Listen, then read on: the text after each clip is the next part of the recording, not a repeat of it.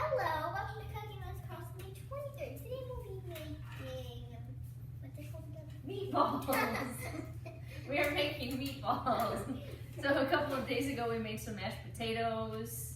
We made rolls yesterday. Today we're going to make the star of the holiday dish, the meatballs. I wonder what day 34 Not sure.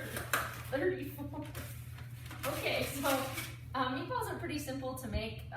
If you're not a big turkey or ham fan, like we're really not huge turkey and ham eaters, but we all love meatballs. So all you need are a couple pounds of ground chuck. We got the eggs. About a cup of breadcrumbs. Don't forget the eggs. Okay. A quarter of a cup of Parmesan cheese.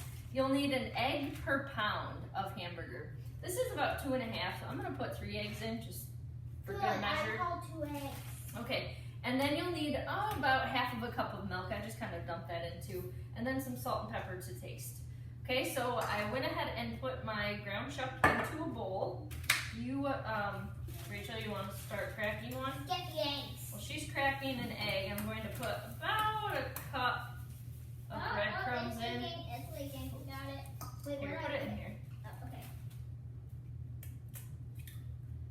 Okay, good job. You're getting really good at this. Thank you. Okay, good. There's one. You can start cracking another one.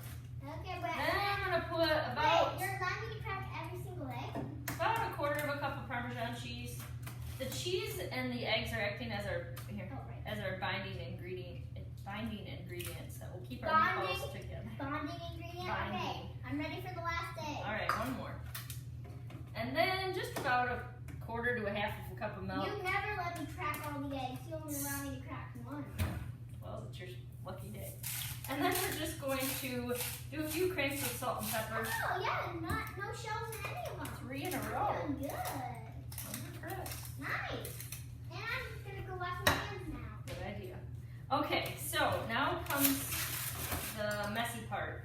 I always take my rings off. Don't start the messy part without me. Okay.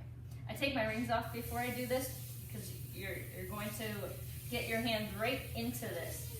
What you're going to do is just start incorporating all of these ingredients together. I usually take my fist and squish a little bit to help break everything up and get it all mixed into the meat. If you find that your mixture is a little too wet, you can always add more breadcrumbs. Yeah, because my hands are a little bit too wet right now. Oh, okay. Wash them. The breadcrumbs will add the drier ingredients to your meatballs. Yeah. Texture. The texture. Okay. If you find that they're too dry, add another egg. Alright, so that's all you're going to do. You're just squishing these together. You're going to need a baking pan. Just use a cookie sheet pan. And you'll want to turn your oven to 375 degrees. That's what you're going to cook your meatballs on. I use this cookie scoop right here to measure out my meatballs. Scooper. Yep. The cookie scooper. Because that cookie scoop helps to give me even meatballs. Even size, so they cook evenly. Okay, so all you're going to do is take your scoop and plop it out on your pan. Once I get about a row of these out, I just pick them up, roll them a couple times just so they're in the roll shape, and then put them back down on the pan. Okay, so I'm just going to continue to ball up our meatballs, and then we're going to put them in the oven for about 15 minutes. So after you have finished rolling all of your meatballs, this is what we got with just over 2 pounds of meat. So this is a full pan of meatballs. We're going to put these into an oven that's set to 375 degrees. Yes, we can have spaghetti with those. If you do end up with too many meatballs, you can bake these and freeze them and pull them out and reheat them whenever's convenient for you. So you can make a little bit of extra. While your meatballs are baking, I'm going to show you how we just make a really simple gravy that goes with them. Okay, all you need for this is some brown gravy mix and cream of mushroom soup. That's it. Alright, so what we're going to do is a double batch of brown gravy mix. So if you get these, you can get them in the little packets in the store too. A double batch for this is 2 cups of water and a half of a cup of the mix.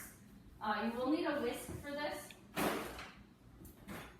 You'll turn your oven on. This does thicken pretty fast, so you do kind of have to watch it and be mixing quite frequently when you're making this. You're just going to whisk your brown gravy mix into the water, and you'll let this cook down. Once this starts to boil and thicken, all you're going to do is add your cream of mushroom sauce to that, stir it up, and your gravy's done. It's as simple as that. We're going to pour that over our meatballs. Okay, so once your gravy has thickened, all you're going to do is add the can of cream of mushroom soup to the gravy. And then you're just going to stir that up and let it cook down and heat up. And this will be ready to go over top of your meatballs. That's all there is to making meatball gravy.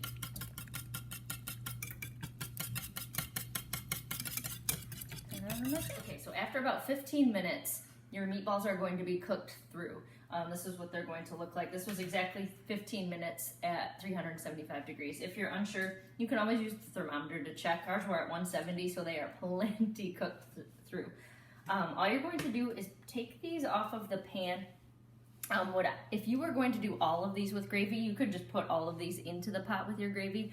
But because my kids are picky, Rachel, I am going to leave about half of this pan plain because they will eat these plain. The adults eat them with gravy, the kids eat them plain. Go figure. But if you just want to put some into a bowl and then put your gravy over top of them, just kind of stir it up, you can kind of see what that would look like together. Now what these are best with the mashed potatoes that we made on Monday, a couple days ago. I did make another batch of mashed potatoes, and meatballs.